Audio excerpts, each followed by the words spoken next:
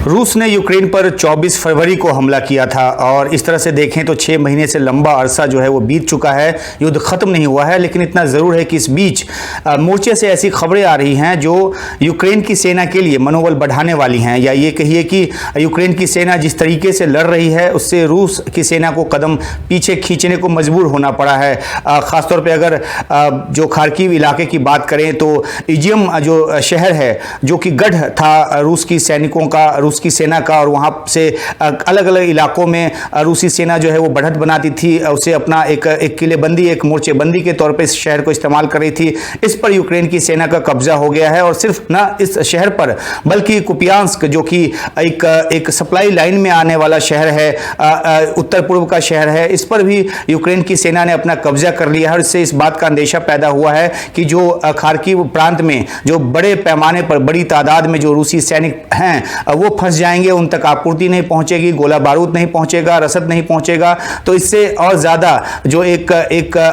विपरीत परिस्थिति जो है रूसी सैनिकों के लिए वो पैदा होगा। रूस का जो रक्षा मंत्रालय है उसने भी बयान जारी कर ये बात माना है कि इस इलाके से, खासतौर पे अगर इजियम शहर की बात करें तो वहाँ से रूसी सैनिकों को निकलने की हिदायत दी गई है, ताकि वो डोनेट्स्क और लुहांस्क क्षेत्र में अपने आप को ज़्यादा कंसंट्रेट कर सकें। और ये पहली बार नहीं है कि जो उत्तर पूर्व के इलाके से निकलकर रूस की सेना जो है उसने दक्षिण की तरफ अपना फोकस करने की कोशिश की थी। जब अप्रैल में, मार्च के अंत और अप्रैल में जब कीव से रूस की सेना को वापस लौटना पड़ा था, कीव के दरवाजे पर पहुंचकर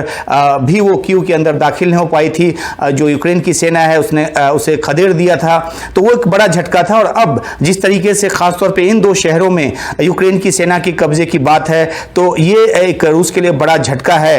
ये भी हिदायत दी गई है इस इलाके में रहने वाले लोगों के लिए कि वो इलाका छोड़ दें। ऐसी भी खबरें आ रही हैं कि बड़ी तादाद में यहाँ से लोग निकल रहे हैं, और वो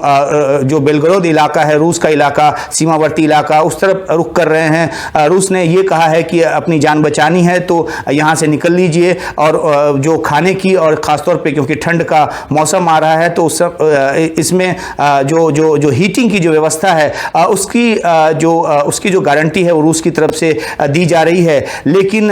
इतनी बड़ी आबादी, इतनी बड़ी तादाद का वहाँ से निकल पाना मुश्किल लगता है, ख़ासतौर पे तब जब इस इलाके में रूस की जो सेना थी वो कब्जा जमाए बैठी थी, और यहाँ के निवासियों को इंतज़ार इस बात का था कि यूक्रेन की सेना आकर वापस उनको अपने कब्जे में ले। अभी जिस तरीके से 24 घंटे पहले ही रूस के जो राष्ट्रपति हैं जेलेंस्की, उनकी तरफ से एक बयान आया जिसमें उन्होंने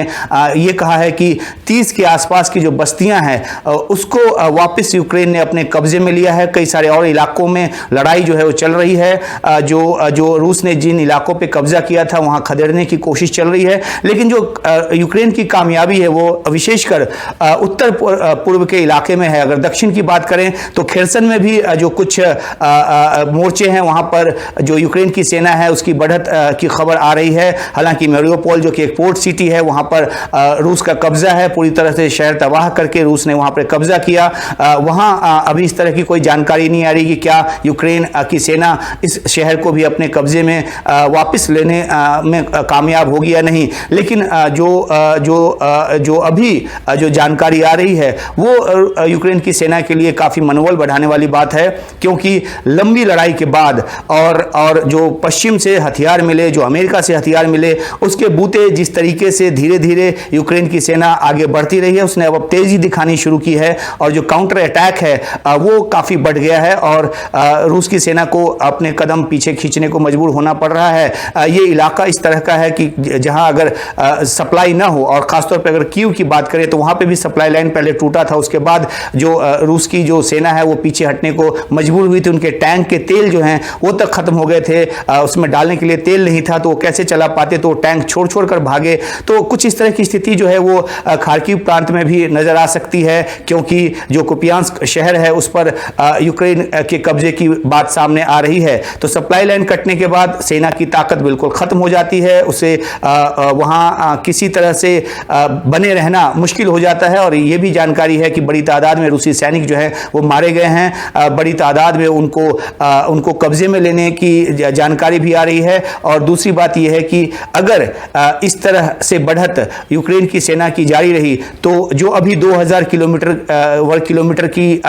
ज़मीन वापस रूस रूस से छीना है यूक्रेन की सेना ने, वो क्षेत्रफल और ज़्यादा बढ़ सकता है और यूक्रेन की कोशिश होगी कि वो ज़्यादा से ज़्यादा इलाके अपने कब्जे में वापस ले। दूसरी तरफ जो रूस पे आर्थिक प्रतिबंध हैं, जिस तरह से ऑयल प्राइस पे कैपिंग की बात हो रही है, तो रूस को आर्थिक एक दबाव भी महसूस हो रहा है और दूसरी तरफ से इस तरह का सामरिक दबाव जो है वो सामने आ रहा है। तो अब इन दो दबावों के बीच रूस नई रणनीति लेकर क्या आता है, ये देखने की बात होगी। आर्थिक प्रतिबंधों के चलते उस पर काफ़ी असर पड़ा है, हालांकि वो बहुत ही ब्रेव फेस दिखाने की कोशिश करता रहा है कि उस पे उसकी जो आर्थिक हालत है वो बेहतर है,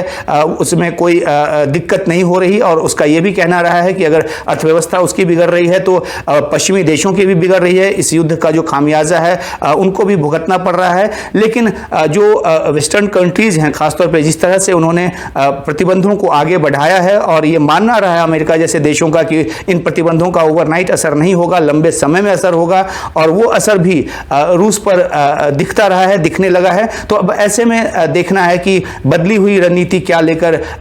रूस आता है, क्योंकि राष्ट्रपति पुतिन जो हैं वो भी हार मानने को तैयार नहीं है, वो अपनी जिद पर हैं। और जिस तरीके से ये युद्ध शुरू हुआ था नेटो ज्वाइन करने की बात को लेकर, यूक्रेन के नेटो ज्वाइन करने की बात को लेकर, तो अब जो है जो रूस है वो क्या नया कदम उठाता है। हालांकि पहले भी रूस की तरफ से कहा गया था कि उत्तर पूर्व के इलाकों से ज़्यादा कंसंट्रेशन उसका दक्षिण के इलाकों में होगा, खासतौर पे जैसा कि मैंने बताया कि मारियोपोल जो कि पोर्ट सिटी है, पोर्ट सिटी पे जिस तरह से कब्जे करके अनाज के